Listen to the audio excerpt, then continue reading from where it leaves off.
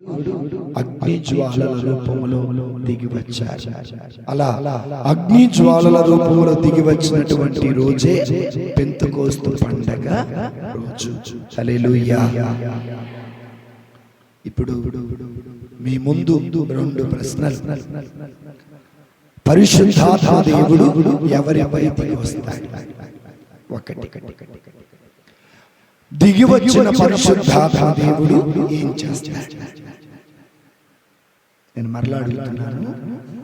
పరిశుద్ధాత్మ దేవుడు ఎవరిపై దిగి వస్తాడు? ఒకటి. రెండవది, దిగి వచ్చిన పరిశుద్ధాత్మ దేవుడు ఏం చేస్తాడు? హల్లెలూయా. మొదటి నూతన పాటి ప్రేమ కుమార్, పరిశుద్ధాత్మ దేవుడు ఎవరి మీద దిగి వస్తాడంటే తండ్రి కుమార పరిశుద్ధాత్మ దేవుని మీద విశ్వాసము ఉంచి తండ్రి కుమార పరిశుద్ధాత్మ నామములో జ్ఞానస్నానము పొందిన వారందరిపైకి పరిశుద్ధాత్మ దేవుడు దిగి వస్తాడు.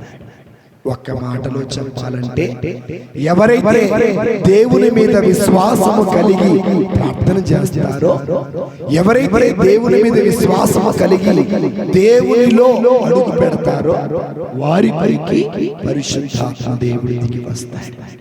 స్వయంగా యేసు ప్రభు వారే వాగ్దానం చేశారు. అపోస్తల కార్యాలలో 1వ అధ్యాయంలో 5వ వచనంలో యేసయ్య వాగ్దానాన్ని ఒక్కసారి మనం విందాం. ఏలయనా యోహాను నీటితో బాప్తిస్మమిచ్చెను, కానీ కొన్ని దినములలో మీరు పవిత్రాత్మ చేత జ్ఞానస్నానమును పొందెదరు. Praise the Lord, praise the Lord. యేసయ్య ఏ జ్ఞానస్నాన వాగ్దానం చేశారంటే పవిత్రాత్మ జ్ఞానస్నానాన్ని వసిగారు. ఇక్కడ నీటి జ్ఞానస్నానం నీటి బాప్తిస్మం ఎవరిస్తారు? ఆత్మ బాప్తిస్మం ఎవరిస్తారు? నీటి బాప్తిస్మము బాప్తిస్మమిచ్చే యోహాను గారు ఇచ్చారు. ఆత్మ బాప్తిస్మం ఎవరిస్తారు? యేసు నామమున ఆత్మ బాప్తిస్మం మనం పొందుకుంటాం. ఈనాడు మనకు కావలసింది నీటి బాప్తిస్మమా లేక ఆత్మ బాప్తిస్మమా? గట్టిగా ఆత్మ బాప్తిస్మము పొందుకున్న కొంతమందిని మనం చూద్దాం. మొట్టమొదటి చదువు దేవకుమారి, అపోస్తల కార్యాలు 2వ అధ్యాయం 2వ వచనం చదువుకుందాం. అప్పుడు వేగముగా వీచు బలమైన గాలి వంటి ఒక ధ్వని ఆకాశము నుండి అకస్మాత్తుగా వారు కూర్చుండి ఉండిన ఇల్లంతయు నిండెను. అప్పుడు అగ్ని జ్వాలలు అక్కడ ఉన్న ఒక్కొక్కరిపై నిలుచుట వారికి కనబడెను. వారందరూ పవిత్రాత్మతో నింపబడి దేవుని స్తోత్రం. హల్లెలూయా. వారందరూ దేంతో నింపబడ్డారు? దీనినే ఆత్మ బాప్తిసం అంటారు. పెంతెకోస్తు పండగ దినమున కొందరు విశ్వాసులు, కొందరు స్త్రీలు, 11 మంది అపోస్తలులు ఒక గదిలో చేరి ఎడతెగక ప్రార్థన చేస్తా ఉన్నారు. విశ్వాసంతో ప్రార్థిస్తున్నారు. యేసు ప్రభు పునరుత్థానమయ్యాడు, యేసు ప్రభు మోక్షానికి వెళ్ళిపోయాడని విశ్వసించి ప్రార్థన చేస్తూ ఉండగా విశ్వసించిన వారందరిపైకి పరిశుద్ధాత్మ దేవుడు దిగి వచ్చారు. ఇలా ఎవరిపై అయితే పరిశుద్ధాత్మ దేవుడు దిగి వచ్చారో వారందరూ పొందుకున్న బాప్తిస్మం ఆత్మ బాప్తిస్మం లేదా ఆత్మ జ్ఞానస్నానం. సో 12 మందులు 11 మంది శిష్యులు పొందుకున్న జ్ఞానస్థానం. ఏ జ్ఞానస్థానం? ఆత్మ. ఎవరి మీదకి వచ్చింది? విశ్వసించిన వారిపైక, విశ్వసింపని వారిపైక? నీవు కూడా నిజంగా తండ్రి యెహోవా దేవుడని, లోకరక్షకుడు యేసు ప్రభువని, పవిత్రాత్మ దేవుని ఆదరణకర్తని నీవు నమ్మితే, నీవు విశ్వసిస్తే పరిశుద్ధాత్మ దేవుడు నీపైకి దిగివచ్చునుగాక. ఇంకోటి గ్లోరీ, అపోస్తల కార్యాలు 10వ అధ్యాయం 44వ వచనం నుంచి చదువుకుందాం. చక్కగా మా తల్లి ఆవులిస్తూ నిద్రపోతూ ఉన్నారు.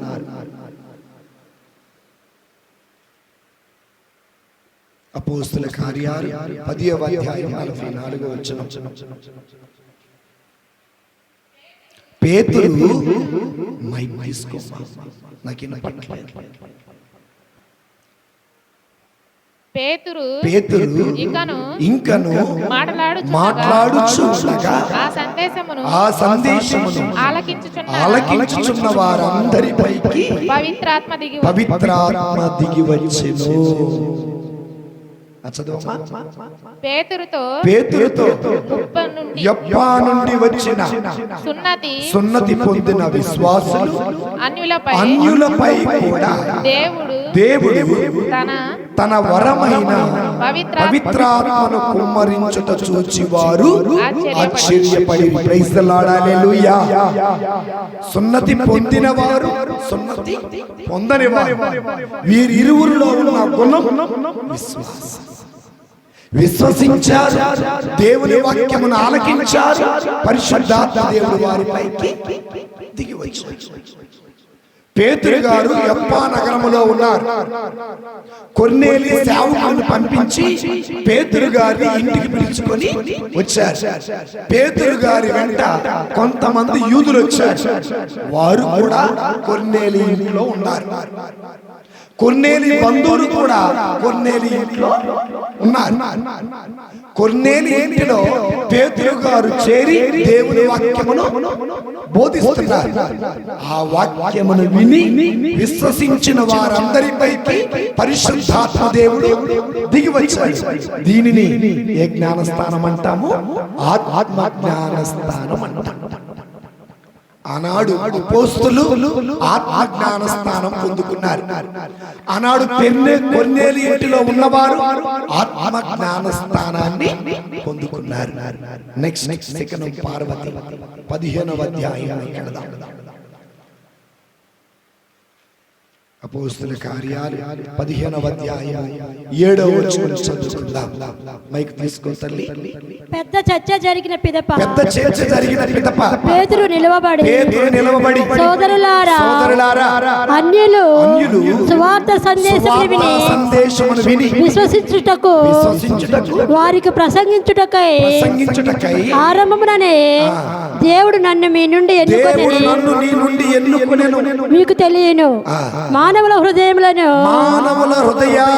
ఎరిగిన దేవుడు తాము మనకు వసిగినట్లే అన్యులకు కూడా పవిత్రాత్మను ప్రసాదించడం ద్వారా తన సమ్మతిని వెలిపించి ఉన్నాడు. మనకును వారికి మధ్య ఆయన చూపలేదు.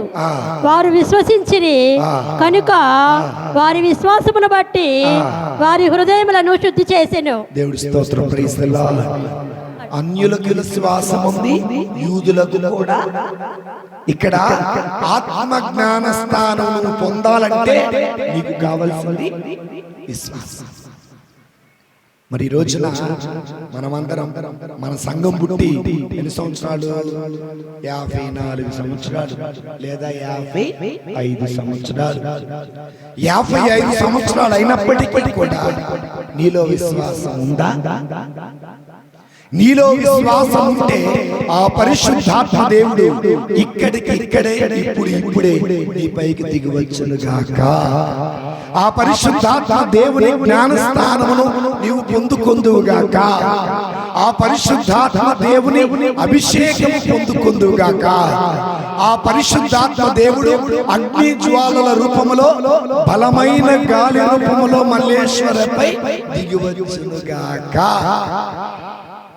Praise the lord, praise the lord, hallelujah. ఆత్మలో ప్రార్థన చేస్తున్నారు, కళ్ళు మూసుకొని. వాళ్ళకి ఆత్మ దర్శనాలు కలుగుతాయి అన్నమాట. దేవుని స్తోత్రం. Praise the lord.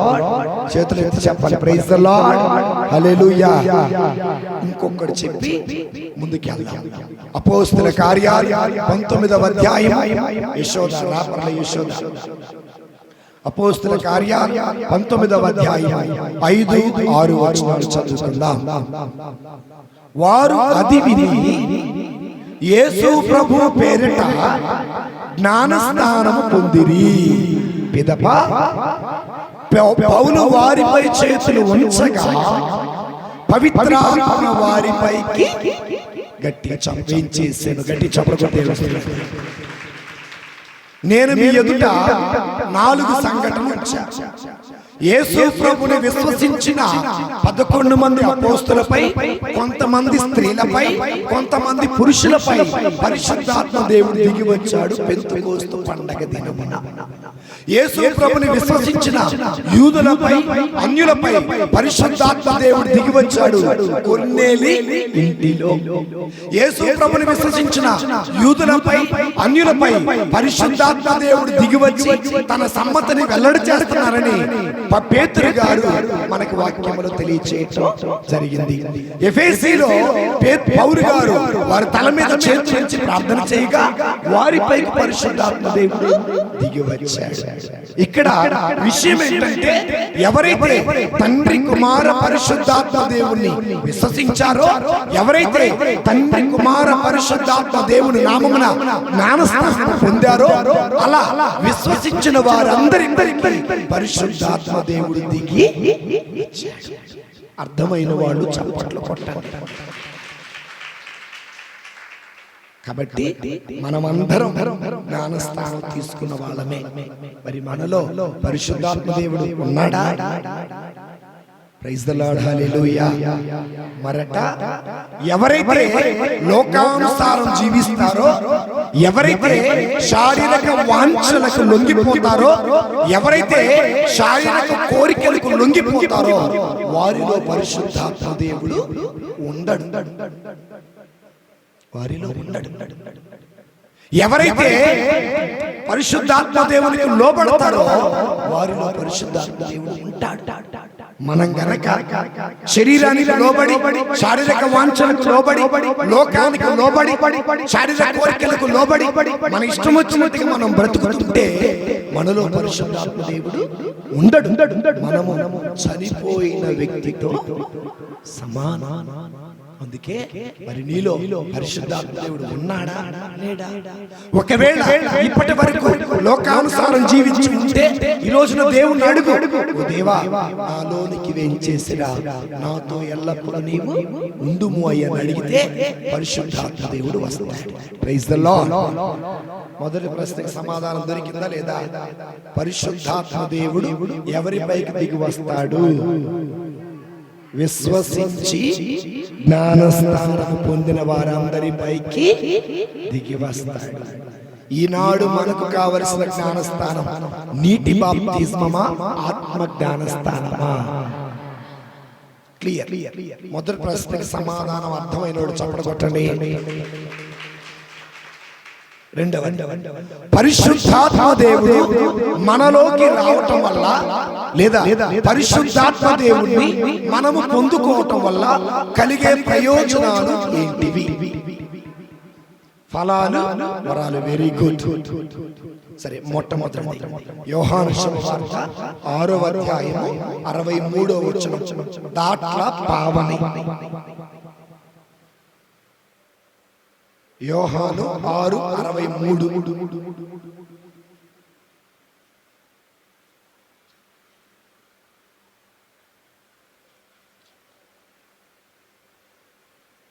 యోహాను శుభవార్త 6వ అధ్యాయం 63వ వచనం.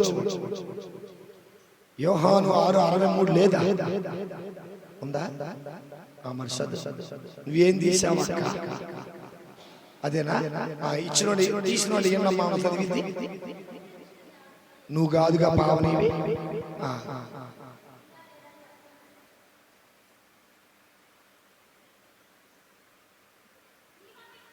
జీవమునిచ్చినది ఆత్మయే,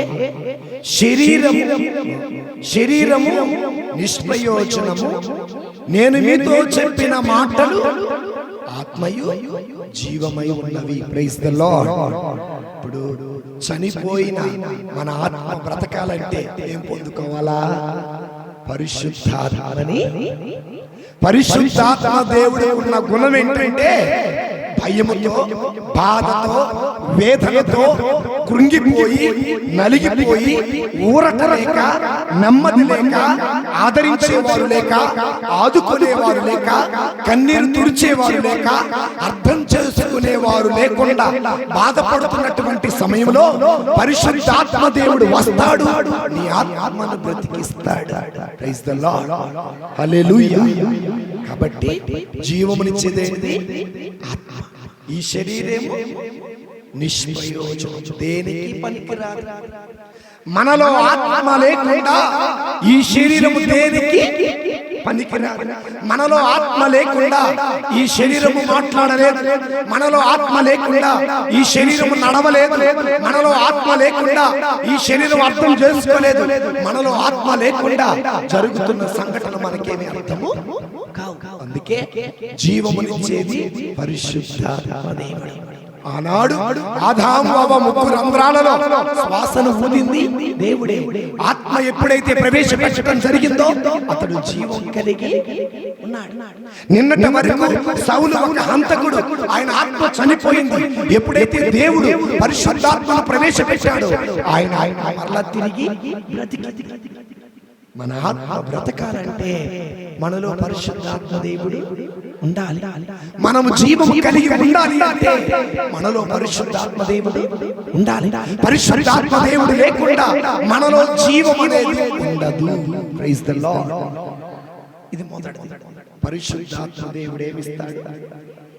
జీవమునిస్తాడు. పరిశుద్ధాత్మ దేవుడు అన్య భాషలలో మాట్లాడే శక్తి. ఎవరు? ఉషా, గౌరీ ఉష. అపోస్తల కార్యాలు 1వ అధ్యాయం 4వ వచనం చదువు తల్లి. సరే, అపోస్తల కార్యం 2:1-4 చెప్పాను.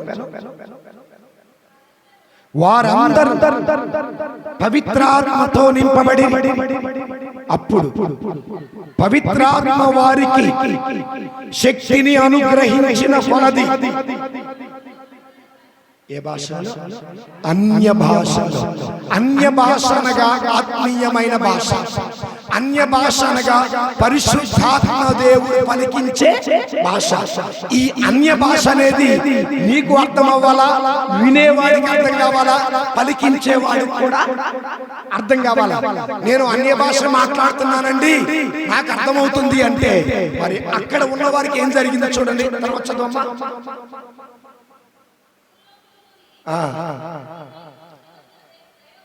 దైవ భక్తులు యూదులు యెరూషలేములో నివసించుచుండిరి. ఆ శబ్దమును విని అప్పుడు ప్రతి వ్యక్తియు ఆ విశ్వాసులు భాషలు మాట్లాడుట విని కలవరపడి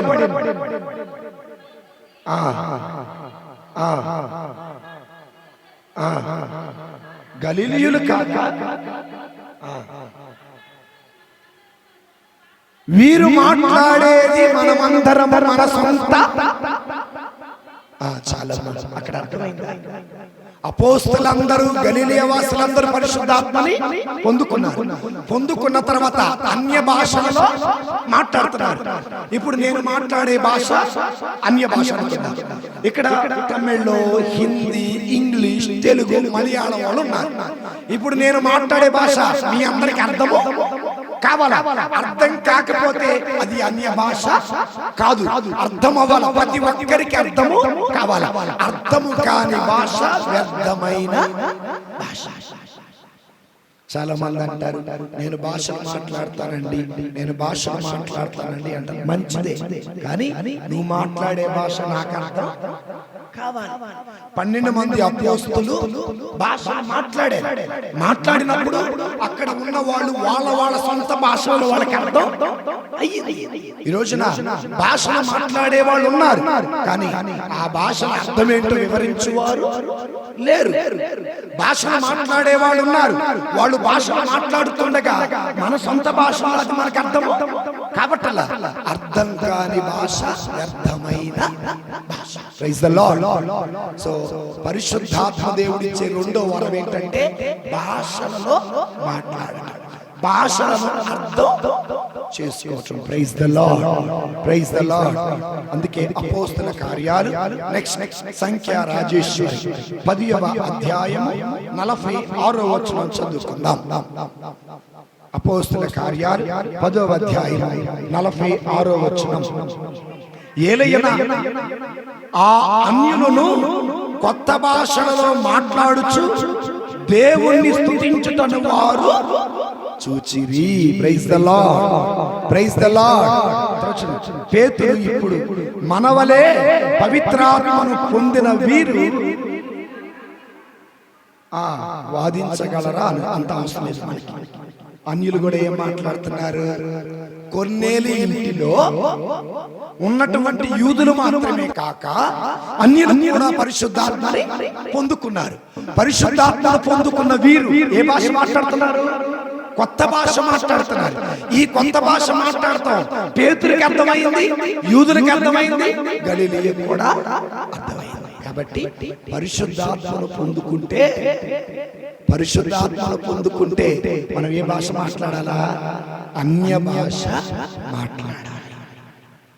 అపోస్తల కార్యాలు 19వ అధ్యాయం నెక్స్ట్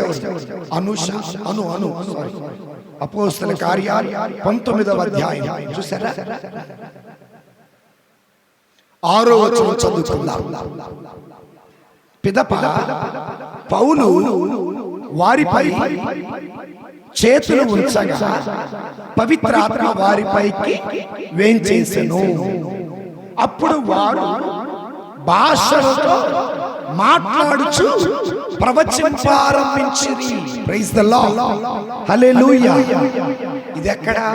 ఎఫెసు అనే పట్టణంలో యోహాను చేత బాప్తిస్మము పొందిన వారికి పౌలు గారు మరలా యేసు నామమున జ్ఞానస్నానం ఇవ్వగా వారు పరిశుద్ధాత్మను పొందుకున్నారు. అప్పుడు మెరమ్మ అన్య భాషలలో వాళ్ళు మాట్లాడుతూ స్టార్ట్ చేస్తారు. ప్రైజ్ ది లార్డ్, హల్లెలూయా. విజయమా ఆవులిస్తున్నాం బాగా. కాబట్టి మనము పరిశుద్ధాత్మను పొందుకోవటం వల్ల కలిగే రెండో ప్రయోజనం ఏంటంటే ఏ భాష? మనం కూడా మాట్లాడతాం తెలుగు భాష, మనం కూడా మాట్లాడతాం అసభ్యకరమైన భాష, మనం కూడా మాట్లాడతాం అవమానకరమైన భాష, మనం కూడా మాట్లాడతాం డబుల్ మీనింగ్ల భాష. ఈ భాష పరిశుద్ధాత్మ దేవుడిచ్చే భాష కాదు, ఇది మనలో ఉన్న దుష్టాత్మ పలికించే భాష. ఈ భాష మాట్లాడే వారిలో పరిశుద్ధాత్మ దేవుడు లేడు.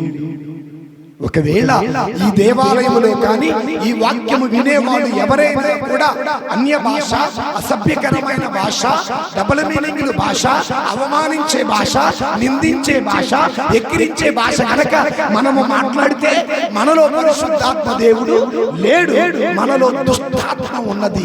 ఆ దుష్టాత్మ మన నోటి వెంట అలాంటి భాషను పలికిస్తున్నాడు. Praise the lord, hallelujah. సందర్భంగా గట్టి చప్పట్లు కొడదాం. అలవాటు. Praise the lord.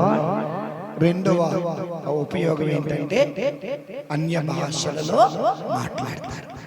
మూడవది యోహాను శుభవార్త 7వ అధ్యాయం 36, 37, 38 వచనాలు లేదా 37 37, 38, 39. యోహాను శుభవార్త. పండుగ చివరి దినము ప్రధానమైనది. ఆనాడు యేసు బిగ్గరగా ఎవడైనా దప్పిక గొనుచో నా యొద్దకు వచ్చి దప్పిక తీర్చుకొనుగాక. లేఖనములో చెప్పబడినట్టు నన్ను విశ్వసించు వాని అంతరంగము నుండి జీవజల నదులు తర్వాత అని చెప్పి ఆయన తన విశ్వసించు వారు పొందబోవు ఆత్మను గురించి ఇట్లా చెప్పాడు. చాలా ఎవరి గురించి చెప్పారు? ఎవరైతే నన్ను విశ్వసిస్తారో వారు పరిశుద్ధాత్మని పొందుకుంటారు. ఎవరైతే పరిశుద్ధాత్మను పొందుకుంటారో వారు అంతరంగము నుండి జీవజల నదులు ప్రవహిస్తాయి. ఏ నదులండి? మనలో అడుగు పెట్టిన పరిశుద్ధాత్మ దేవుడు జీవం కలిగిన దేవుడు. ఆయన మాట్లాడే మాటలు జీవం కలిగిన మాటలు. జీవము కలిగిన మాటలు ఆయన మన నోటి వెంట పలికిస్తున్నాడంటే మన అంతరంగము నుండి వచ్చే మాటలు జీవజల మాటలు. సో మన నోటి వెంట ఏ మాటలు రావాలా అంటే చెప్పండి, ఏ మాటలు రావాలా? మంచి మాటలు రావాలి, ఆశీర్వాదకరమైన మాటలు రావాలి. డబాబుజ్జము కింద పడతావు, ఆశీర్వాదకరమైన మాటలు రావాలి, దీవెనకరమైన మాటలు మాత్రమే రావాలి. ఎదుటి వారి ఆత్మను ఆనందింపచేసే మాటలు మాత్రమే రావాలి. ఎదుటి వారికి సంతోషాన్ని కలిగించే మాటలు మాత్రమే రావాలి. ఎదుటి వారి ఉత్సాహాన్ని రెట్టింపు చేసే మాటలు మాత్రమే రావాలి. ఎదుటి వారిని కత్తులతో పొడిసే మాటలు. అలా మాట్లాడితే మనలో పరిశుద్ధాత్మ దేవుడు లేడు. ఏ దేవుడు ఉన్నాడు?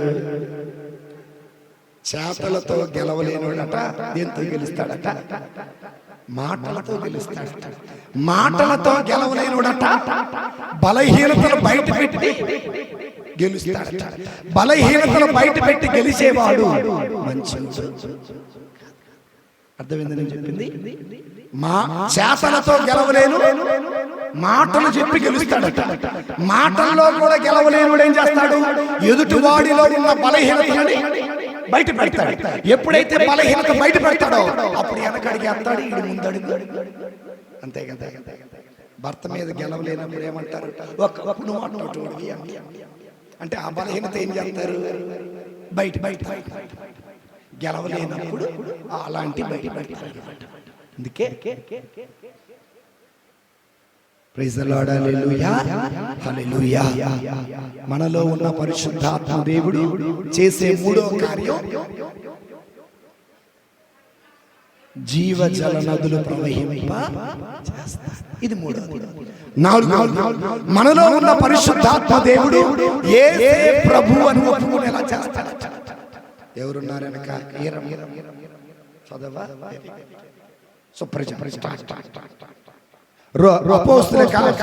కొరింథీయులకు రాసిన మొదటి లేఖ 12వ అధ్యాయం 3-4 వచనాలు.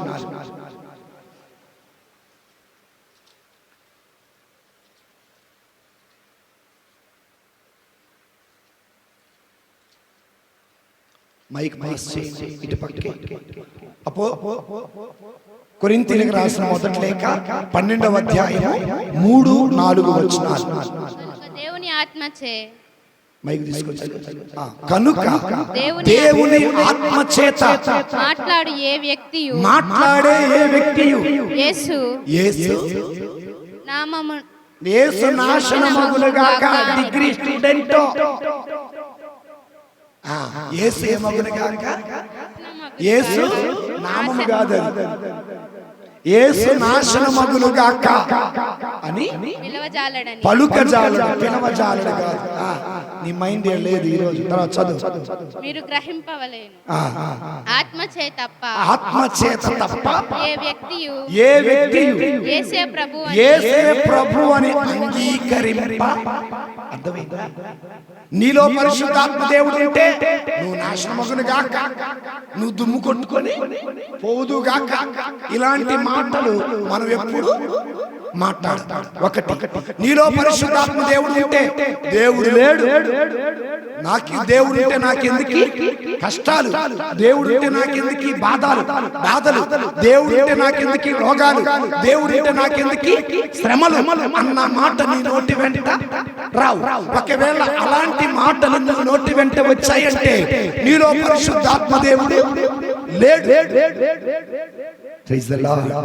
అందుకే నువ్వు నాశనమగును గాక, దుమ్ము కొట్టుపోదు గాక, నా యాదనబడిన సావునుతున్నారు. ఇలాంటి మాటలు ఎప్పుడు మనం మాట్లాడకూడదు. ఒకవేళ పొరపాటున నీ నోట్లోంచి వచ్చాయంటే నీలో పరిశుద్ధాత్మ దేవుడు లేడు, దుష్టాత్మ. కనుక నాలుగవ ప్రయోజనం, నాలుగవ ఆశీర్వాదం ఏంటంటే పరిశుద్ధాత్మ దేవుడు నీలో ఉంటే నా దేవుడు ప్రభు, నా రక్షకుడు ప్రభు, యేసు తప్ప వేరొక దేవుడు లేడు అని ఒప్పుకుంటాం.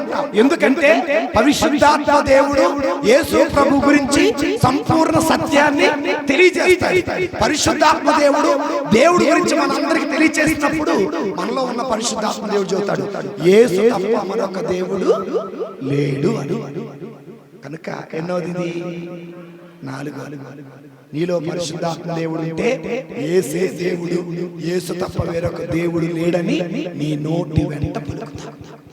కనపడ్డ ప్రతి దైవానికి ముఖ్యవా? కనపడ్డ ప్రతి చెట్టుకు, పుట్టకి, రాయికి, రప్పకి ముఖ్యవా? నీలో పరిశుద్ధాత్మ దేవుడు లే. Praise the lord, praise the lord. ఇక్కడ ఈ గుళ్ళో ప్రార్థన చేసి, అక్కడ ఆ గుళ్ళో ప్రార్థన చేసి, అక్కడికి వెళ్ళి ఆ టెంకాయ కొట్టి, ఇక్కడికి వెళ్ళి ఈ టెంకాయ కొట్టి, ఆడికెళ్ళి ఇది పెట్టుకుంటే నీలో పరిశుద్ధాత్మ దేవుడు లే. Praise the lord. ఎవరున్నారు? ఏ మనిషి కూడా దేవుణ్ణి, ధనాన్ని, దైవాన్ని సేవించ అంటే దాని అర్థం ఏంటి? నాకు 2 కావాలి. ఒక బిడ్డకి 2 తల్లులు ఉండరు, 2 తండ్రులు ఉండరు. అలాగే ఈ సృష్టికి కూడా 2 దేవుళ్ళు ఉండరు. ఆయన ఒక్క దేవుడే. ఆ ఒక్క దేవుడి సర్వ సృష్టికర్త, ఆ సర్వ సృష్టికర్తే ప్రభు అయిన యేసయ్య. హల్లెలూయా. ఎన్నైపోయినాయి ఇంతకీ? 4. 5వ దానికి ఓకేనా? యోహాను సువార్త 16వ అధ్యాయము 13వ వచనం.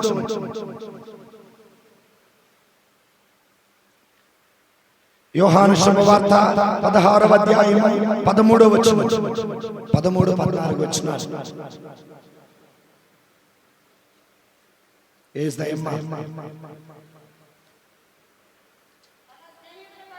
అది కాదు, 16, 13. ఆయన సత్య స్వరూపియగు ఆత్మ వచ్చినప్పుడు మిమ్ములను సంపూర్ణ సత్యమునకు నడిపించు. ఆయన తనంతట తాను ఏమీ బోధించక తాను వినిన దానిని బోధించు. జరగబోయే విషయాలు నీకు చాలా. ఆయన వస్తాడు. ఎవరు? పరిశుద్ధాత్మ దేవుడు. ఏం తెలియజేస్తాడు? సంపూర్ణ సత్యాన్ని తెలియజేస్తాడు. మనలో చాలా మంది కొన్ని అనుమానాలు మన మైండ్ లో ఉంటాయి. ఈ అనుమానాలకి ఎంత ఆలోచించిన సమాధానం అనేది దొరకదు. ఆ అనుమానం వల్ల మనశ్శాంతి ఉండదు. కంటినే నిద్ర ఉండదు. తిందామంటే మా మొద్ద మెతుకు కూడా లోపలికి పోదు. ఊరికే మెరుగు వస్తుంది. ప్రశాంతంగా నిద్రపోదు. కళ్ళు అప్పగిచ్చి చూస్తా ఉంటారు. దేనివల్ల? అనుమానము అశాంతికి దారి చేసింది. అశాంతి నిద్రలేమితనానికి, తిండి తినకుండా ఉండేతనానికి, కోపానికి దారి తీసి, ఇలా అశాంతితో, ఇలా అనుమానంతో ఉన్నప్పుడు నువ్వు చేయాల్సిందంటే సంపూర్ణ సత్యమును తెలియచేయగలిగిన పరిశుద్ధాత్మ దేవుడి ప్రార్థన చేయాలి. ఎవరు ప్రార్థన చేయాలా? ఎందుకని? మానవుల హృదయాలు ఎరిగింది ఎవరు? యేసయ్య. మానవుడి హృదయం అర్థం కాంది ఎవరికి? నరుడికి. ఆయన మనసులో ఏముందో, ఆయన ఏం చేస్తున్నాడో, ఆమె ఏం ఆలోచిస్తుందో, ఏం చేయబోతుందో, నన్ను మోసం చేస్తున్నాడా, నాతోనే ఉంటున్నాడా, లేకపోతే అబద్ధాలు చెబుతున్నాడా, అది నిజమేనా అన్నది నీకు తెలియాలి అంటే, సత్యం నీకు తెలియాలంటే సత్యాన్ని అడగాల. సత్యం అనగా ఎవరు? యేసు ప్రభువారు. ఆయన అంటున్నాడు సత్య స్వరూపియగు ఆత్మ అనగా పరిశుద్ధాత్మ దేవుడు నీపైకి వచ్చినప్పుడు ఆయన సంపూర్ణ సత్యం నీకు తెలియ. అంత మాత్రాన తిండి లేకుండా నిద్ర లేకుండా మంచాల మీద పడుకొని కన్నీరేలమ్మ పాడుకుంటా, కన్నులు జారిన కన్నీళ్ళు పాడుకుంటా అవసరం మనకి? ఎందుకని Nikhita praise the lord, praise the lord, praise the lord. కాబట్టి అందుకే అంటున్నాడు యేసయ్య ఓ మాట అంటాడు 12వ వచనం చూడండి, నేను మీకు అనేక విషయాలు చెప్పవలసి ఉంది కానీ వాటిని ఇప్పుడు మీరు భరించలేరు. ఏది ఎప్పుడు చెబితే భరిస్తామో దేవుడికి బాగా తెలుసు. కొన్ని విషయాలు మనకి ప్రత్యక్షపరచలేదంటే, కొన్ని విషయాలు బయలుపరచలేదంటే, కొన్ని విషయాలు దర్శనంలో చూపించలేదంటే వాటికి సమయం కాలేదు, వాటిని అర్థం చేసుకునే శక్తి మనకి లేదు అని అర్థం. సో నేను కొన్ని విషయాలు మీకు చెప్తున్నా, కానీ పరిశుద్ధాత్మ దేవుడు వస్తాడు, నేను చెప్పాలనుకున్న విషయాలని మీకు చెబుతాడు, అర్థమయ్యేలాగా చేస్తాడు. సో కాబట్టి పరిశుద్ధాత్మ దేవుడు వచ్చి సంపూర్ణ సత్యంలోకి మనల్ని నడిపిస్తాడు, సత్యాన్ని మనకి తెలియజేస్తాడు. అందుకే బాధపడకండి, అస్సలు బాధపడకండి, ప్రశాంతంగా కూర్చోండి, ప్రార్థన చేయండి. ఎవరికి? పరిశుద్ధాత్మ దేవుడికి ప్రార్థన చేయండి. పరిశుద్ధాత్మ దేవుడా, ఈ సత్యం ఏంటో నాకు తెలియచి, అనుమానముతోటి నేను అర్థం కాక నలిగిపోతున్నాను, అనుమానంతో అర్థం కాక కృంగిపోతున్నాను, అనుమానంతో అర్థం కాక నిద్రపోతున్నాను, అనుమానంతో అర్థం కాలేక శాంతికి దూరం అయిపోయాను. నాకు తెలియచేయంటే దేవుడి సంపూర్ణ సత్యాన్ని తెలియచేయి. ఇంకో విషయం తెలుసా? సత్యం తెలిస్తే తట్టుకునే గుండె మనకి ఉందా? కానీ సత్యం చాలా బలమైనది, సత్యం చాలా గొప్పది, సత్యం కత్తి కంటే పదునైనది. ఆ సత్యాన్ని తెలుసుకొని మనం బ్రతకలేమనేమో, తట్టుకోలేమనే అంటాడు ఆ ఆత్మదేవుడు నీకు సత్యాన్ని తెలియజేస్తాడు. కాబట్టి ఆ సమయం వచ్చే సమయానికి తెలిసి, అందుకే పెద్దలు అంటారు, ఏమంటారు, దాచబడినదేదో ఏ బట్ట బయలు. అప్పటి వరకు మనకు లేనిది తక్కువ, ఉన్నది ఎక్కువ. బీపీలో నుంచి వచ్చేది కోపం, కానీ మళ్ళా అన్నేశ్వరుడు నన్నేశ్వరుడు అంటది ఏడిది, దాని నుండి వచ్చేది బీపీ. డాక్టర్లేమో మనకి చూడండి, మనం చాలా అదృష్టవంతులు. డాక్టర్లు ఏదైతే చేయొద్దు అంటారో మనం అదే చేస్తాం. పంచదార తినగాకండి, ఆరోగ్యానికి హానికరం అంటే అయ్యే తింటాం. ఉప్పు తక్కువ తినంటే అదే తింటాం. బీపీ లేచి అబ్బా తల తిప్పుతుంది, తల తిరుగుతుంది అంటా ఉంటాం. ఏదైతే చేయొద్దు అంటారో దాన్ని చేస్తాం, ఆరోగ్యం పాడు చేసుకుంటాం, ఆత్మను కూడా కోల్పోతాం.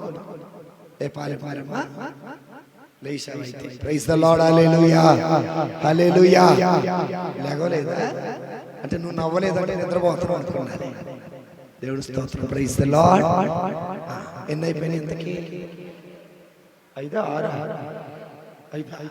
6 కాదు, ఇప్పుడు 6 అయితే సరే. మొదటి జీవమునిచ్చి, రెండవ అన్య భాషలో మాట్లాడేలాగా చేయాలి, మూడవది జీవజల నదులు ప్రవహింప చేస్తారు, 4 యేసే ప్రభువని ఒప్పుకుంటాం, 5 సంపూర్ణ సత్యములోకి ఆయన మనల్ని ఏం చేస్తాడు?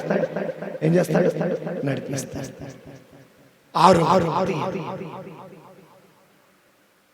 యోహాను శుభవార్త 14వ అధ్యాయం 26వ వచనం. మనిషి చదవమ్మా. కానీ నా నామమున తండ్రి పంపనున్నవాడు ఎవరట? ఓదార్చువాడు అనగా పవిత్రాత్మ మీకు సమస్త నీకు సమస్త విషయాలను బోధించి నేను చెప్పినవన్నీ మీ తలుపునకు తెచ్చును. అంటే సమస్తాన్ని బోధిస్తాడు. పరిశుద్ధాత్మ దేవుడు ఎప్పుడు మనతో ఉంటాడు, సమస్తాన్ని బోధిస్తాడు. యేసయ్య చెప్పిన మాటలలో ఏదైనా అర్థం కాకపోతే వాటిని అర్థమయ్యేలాగా చేస్తాడు. అది అర్థం. మరలా చదవమ్మా. కానీ నా నామమున తండ్రి పంపనున్న ఓదార్చువాడు అనగా పవిత్రాత్మ మీకు సమస్త విషయములను బోధించి నేను చెప్పినవన్నీ ఏం బోధిస్తాడట? సమస్తాన్ని తెలియజేస్తాడు. సమస్త విషయాలను బోధించి నేను చెప్పినవన్నీ మీ తలుపునకు తెచ్చును. మీ తలుపుకి. సో ఏదైతే నీకు అర్థం కావట్లేదు పిచ్చమా, ఏదైతే మనకు అర్థం కావట్లేదు దాన్ని మనం ఏం చేయాలా? పరిశుద్ధాత్మ దేవుణ్ణి అడగాలి. అర్థం కాని విషయాలను, తెలియని విషయాలని అడిగినప్పుడు పరిశుద్ధాత్మ దేవుడు మనకి తెలియజేస్తాడు. ఎన్నైనా చివరిగా పరిశుద్ధాత్మ దేవుడు మనకు వరాలిస్తాడు. ఏమిస్తాడు? నెక్స్ట్ ఎవరు? జ్యోతి. కొరింథీయులకు రాసినటువంటి మొదటి లేఖ నూతనపాటి జ్యోతి 12వ అధ్యాయం 9వ వచనం 8వ వచనం చదువుకుందాం. 8 ఒకే ఆత్మ ఒకనికి వివేకపూర్వకమగు వాక్కును మరి ఒకరికి విజ్ఞానపూర్వకమగు వాక్కును వసగుచున్నాడు. ఒకే ఆత్మ ఒకనికి విశ్వాసమును మరి ఒకనికి స్వస్థపరిచే శక్తినిచ్చుచున్నాడు. ఆత్మ ఒకనికి అద్భుతాలు చేయ శక్తిని, మరి ఒకనికి ప్రవచన శక్తిని, వేరొకనికి ఆత్మలు వివరించే శక్తిని ఇచ్చుచున్నాడు. ఒకనికి వివిధ భాషలలో మాట్లాడే శక్తిని, వేరొకరికి ఆ భాషల అర్థమేమిటో వివరించే శక్తిని ఇచ్చుచున్నాడు. కానీ వీటన్నిటిని వసువు ఆత్మ ఒక్కడే. తన ఇష్టమును అనుసరించి ఒక్కొక్కనికి ఒక్కొక్క వరమును గట్టి చప్పుడు కొట్టి దేవుని స్తుతించుదాం. పరిశుద్ధాత్మ దేవుడు ఏమిస్తాడట? ఏమిస్తాడు? వరాలు ఇస్తాడు. ఏ వరాలు ఇస్తాడు? ప్రవచన వరం, వాక్య వరం, విశ్వాస వరం, స్వస్థత వరం, దర్శన వరం, భాషల వరం, భాషలను వివరించే వరం. అయితే ఇక్కడ ఒక విషయాన్ని గమనించాను. నా దగ్గర ప్రవచన వరం ఉంది, మోహన్ దగ్గర భాషల వరం ఉంది, ప్రేమ దగ్గర విశ్వాసం వరం ఉంది. మేము ప్రార్థన చేయగా దేవుడి మీకు స్వస్థతని ఇచ్చాడు. స్వస్థత ఇచ్చింది ఫాదర్ గారు, దేవుడా.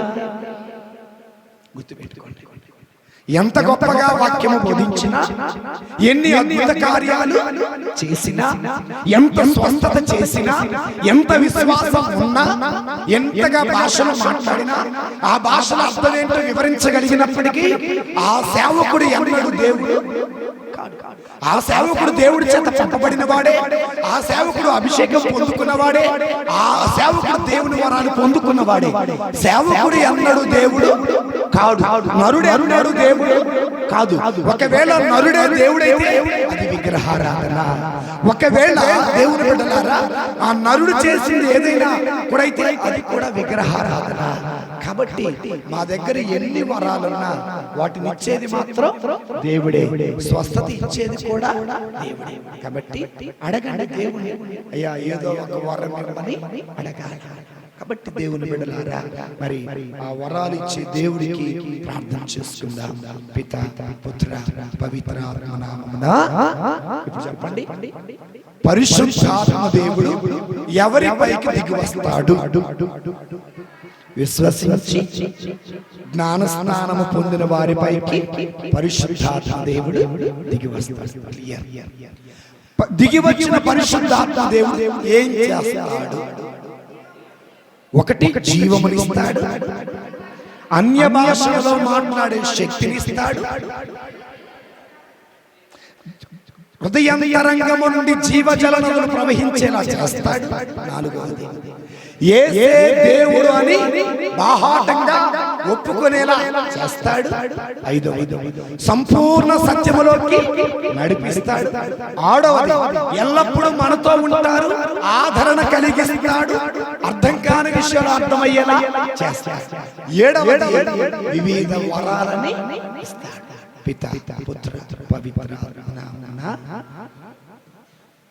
అందరం లేచి నిలబడి మన విశ్వాసాలను ప్రకటించుదాము.